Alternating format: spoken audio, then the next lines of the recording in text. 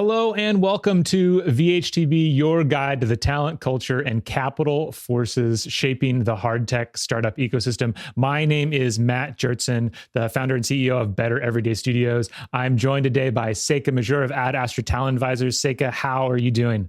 Fabulous. Thanks, Matt. Excellent. So glad to chat with you again. And Justus Kilian of Space Capital. How's your day going? Doing great, just freezing here in New York. Yeah, I know. I've been carefully not bringing up the subject of weather to almost anyone I talk to this past couple of weeks, simply because in California, we just have nothing to say to anyone.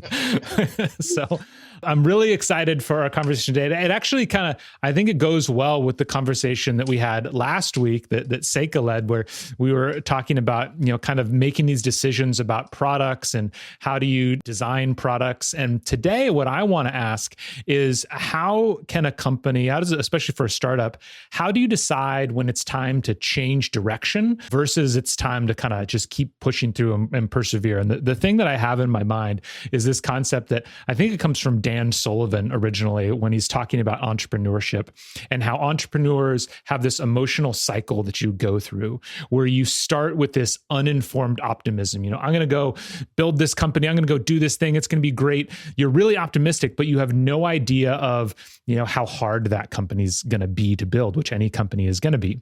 After uninformed optimism, you enter informed pessimism, where you've started it, you're in the thick of it, and it turns out that it's really hard and you see no light at the end of the tunnel. And so very often this is where companies enter kind of the valley of despair, where you're just kind of fumbling around trying to figure things out. And then ideally, you figure some stuff out and you get to this informed optimism where you understand the dynamics of that particular company. And the reason I bring it up is because in the entrepreneur world, very often what happens is an entrepreneur will get to this informed pessimism stage, see a different opportunity and enter the uninformed optimism stage for that other thing, because they don't know how hard that's going to be. And so they use that as their decision to change, but then they fall into the trap again, and then they change and they fall into the trap again. And so there's this mix of being successful. It's really important to be able to persevere and push through. But sometimes you just built the wrong product. Sometimes you're just going the wrong direction. Sometimes you made the wrong decision. And so for the two of you, I'd love to get your thoughts on, maybe we can start with you, Justus, simply because you've probably seen this firsthand of what are some strategies to help figure out, is this the time to push through, or should we just make a different choice? I mean, this is a fun topic, and, startups, you hear about the pivot all the time and sort of what underlies the pivot. In sort of prepping, so recently I've been going back and reading a number of Elon's sort of early investor updates, going back to all the way to 2002. And I think it's relevant to this conversation. He was a software guy. He just left PayPal. He was obsessed with the idea of getting to Mars and building a rocket that could compete different sort of price point. And I've just been sort of, I'm not that far in, but what I have noticed is just an insatiable confidence and belief in a team that can go and solve this problem. Even though he sort of, I think it's clear that he sort of recognizes he's not the expert. He's surrounded himself with experts, and there's sort of this honesty and humility, but there's no question at all that they're going to solve this problem, the team. And so when I step back and sort of look at those letters, and then look at what other companies have in our portfolio have done, I think there's three things that sort of give me a roadmap to try to evaluate, whether you're on the right path and when it makes sense to pivot. And so the first one is the breadth of barriers. Early on, if you're taking on the wrong problem, there should be a lot of roadblocks in your way.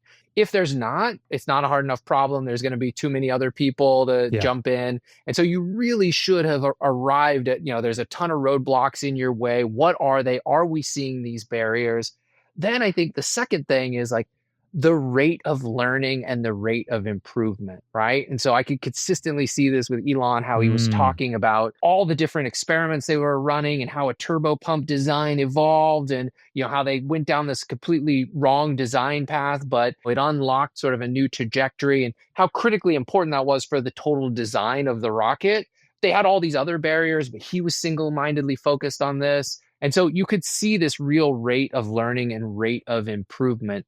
And then the third is, if you are like, there's a ton of things in your way, you are learning, you are improving, you should be, breaking through at least some of those barriers. So there really needs to be a clear evidence of progress. Yeah. And that's not just on the engineering side, that really needs to be, on the market side. And so the way he always talked about like pipeline development and contracts was less about like a maturing pipeline of people interested, but it was like, hey, NASA wants us to do this. Hey, the Air Force has committed to this number of launches and it's $15 million closed.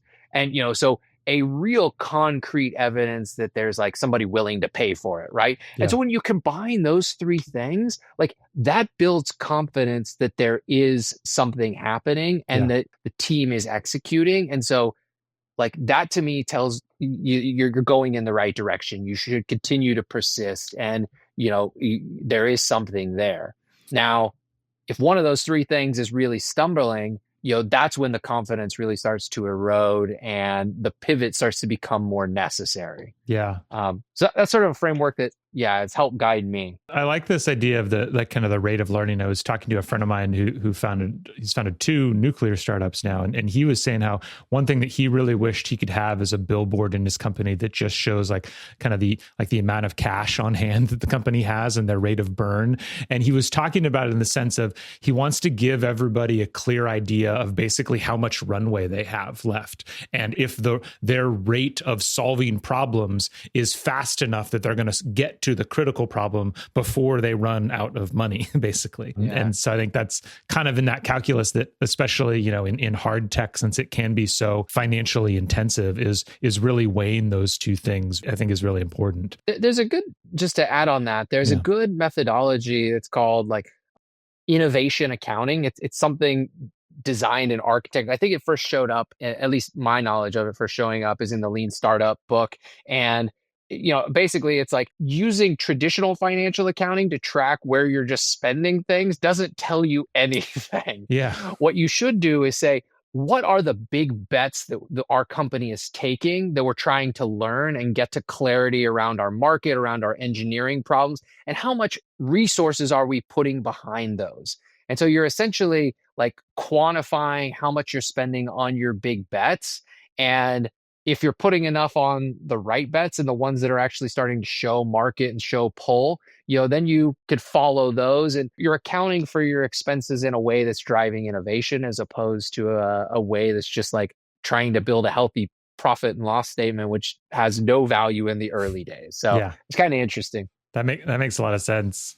Seyka, in a really, kind of a tactical level for you, I'm sure, and you could answer, take this in other directions if you want to, but the first thing that comes to mind for me is, when companies that you're working with are deciding that, did we make the wrong hire? Do we need to hire, go in a different direction? How do those conversations go? Yes. So that's not a foreign conversation at all.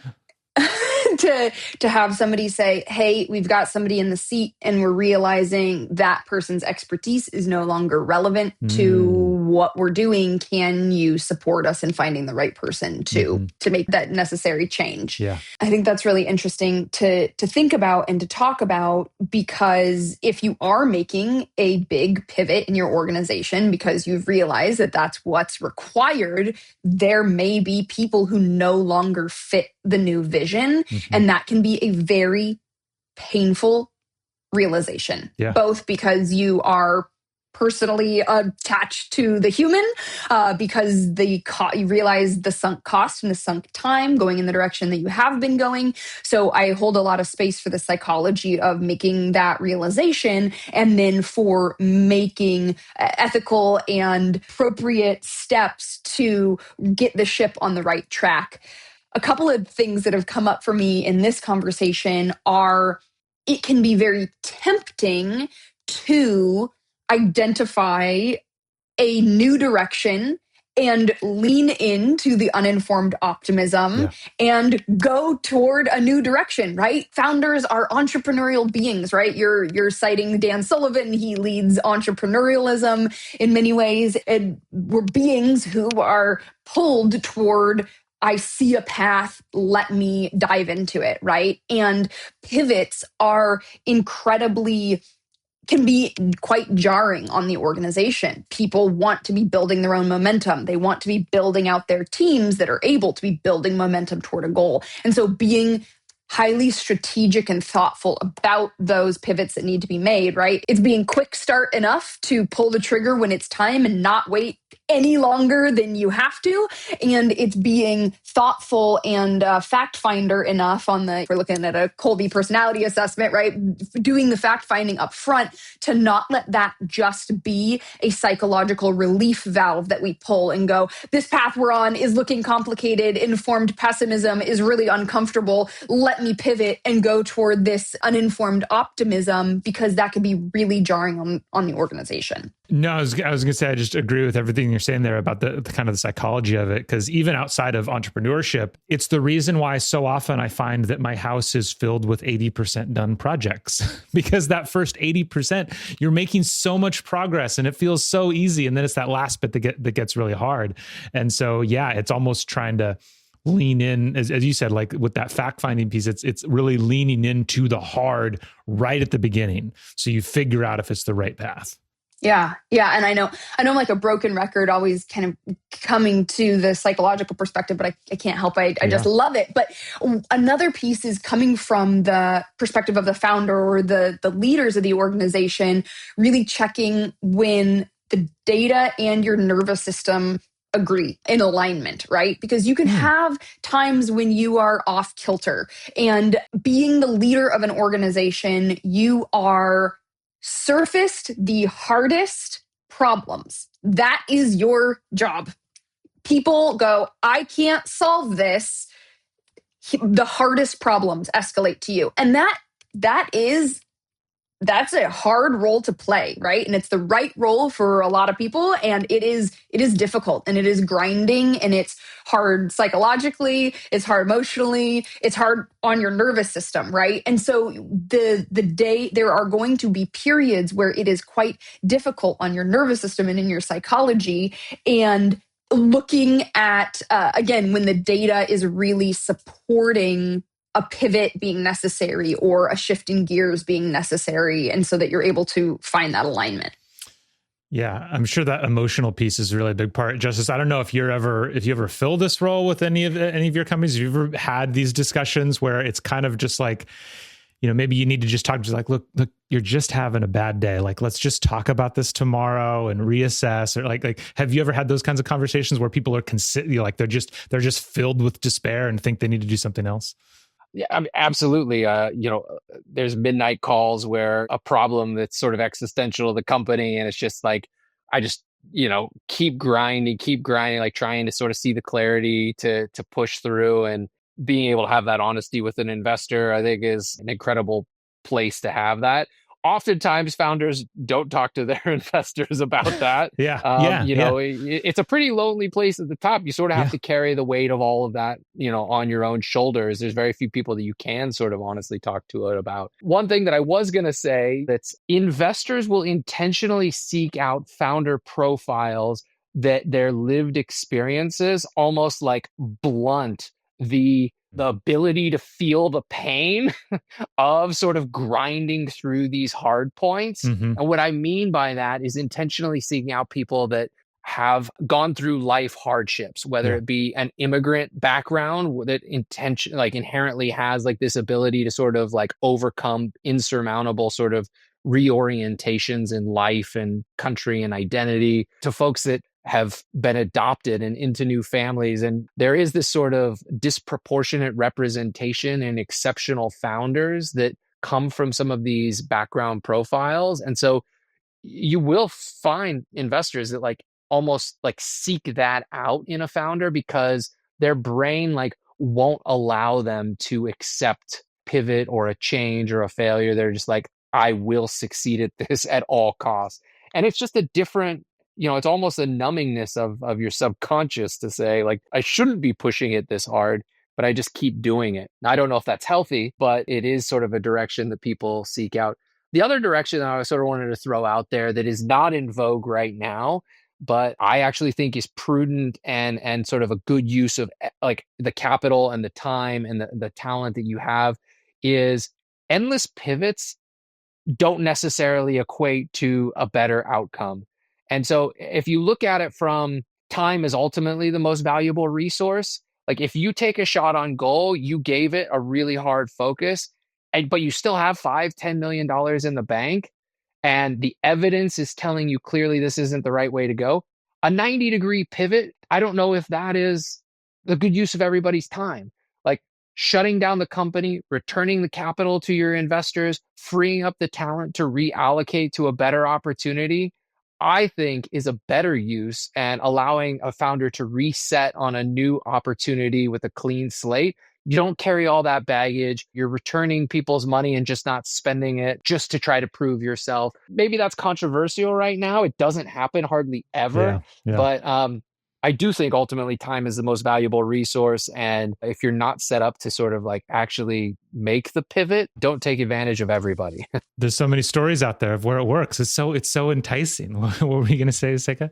So this was not planned, but we're talking about Dan Sullivan, and I have a visual for us. Oh, but it's backwards. But one thing that I've got a visual up here, Justus, is you're talking about founders who have endured hardship, right? Dan Sullivan has the 4 C's formula. He's known for making things really simple. So starting with 1, commitment, then moving into step 2, which is courage, into step 3, which is capability, into step 4, which is confidence, and then back around to commitment. And what we're talking about here, I actually think is a really positive evidence for us to sniff out when we're looking at founders. Because if the hardest thing you have ever overcome was not very painful, then your courage that you're able to overcome the next really difficult thing is limited by whatever the most painful and the most enduring things that you've been through, right? So the idea here is you make a commitment that you're able to get through something.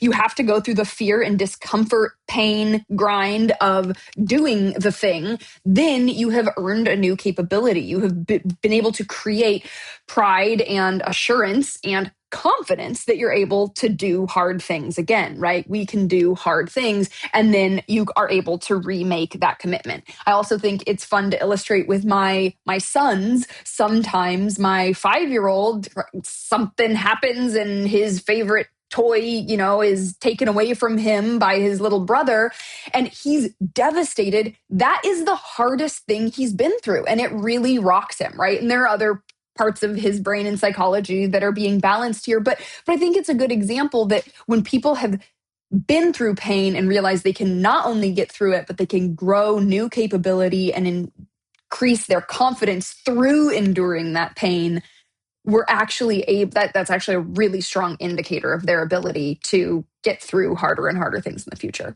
That makes total sense. And I think about that phrase, the hardest thing is the hardest thing you've ever been through, kind of, whatever it is. And if I pull all this together, I think the thing that I'm thinking about, or that I'm taking away from this conversation, especially from the point of view of founder or somebody in the beginning stages of a company, is just very often, anytime you're trying to be productive, you're faced with the decision of like, do I do what I can get done really quickly, like kind of like knock off the easy stuff first, or do I tackle the hard stuff first? And I think what I'm hearing from both of you is just the importance of finding like what's the like most technically difficult or the core thesis of your organization's existence and tackling that first. It sets you up to discover if any of these fundamental assumptions that you have about the company are correct or incorrect. It proves to yourself and to others that you can get through those hard things, ideally, and it gives you a space to really test your rate of learning. And are you learning fast enough? And are there those cycles happening fast enough?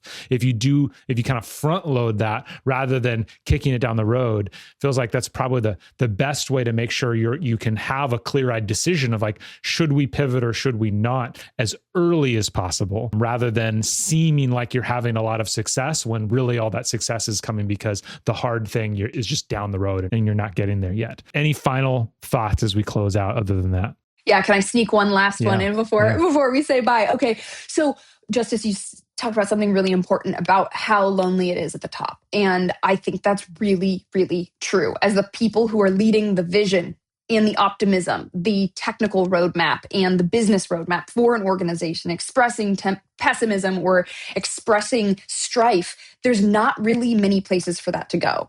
And looking at founders and leaders as whole people, I think it's really valuable to have a place where you can talk about that with people that you trust. Spouses are so important in this world. Who is your spouse? Do they support what you're doing? Because you are going to be moving through really challenging things, and having a safe place to be able to express yourself is really valuable. Do you have fellow founders who are highly trusted friends? And I say highly trusted because if they are in a similar industry to you and you are expressing pessimism or hesitation and they are not highly trusted, they will have business impact on you unless they are highly, highly trusted. So being very aware of that. And again, that's part of what makes it so lonely. And finally, an executive coach, which is such a powerful person to have integrated into your life, somebody who you trust for both their business acumen and their ability to hold space for everything that you're processing, so that you're able to pressure test pessimism with people who have pattern recognition, but no emotional stake. If they can't see a path forward, or if they can help you say, this is momentary, take a beat, take a break, rejuvenate for a day, come back to this problem with a fresh mind, there's a lot of power there. I love it. Fantastic. Yeah, getting those outside voices is really, really essential. This has been a great conversation. Thank you. Thank you so much. I look forward to the next one.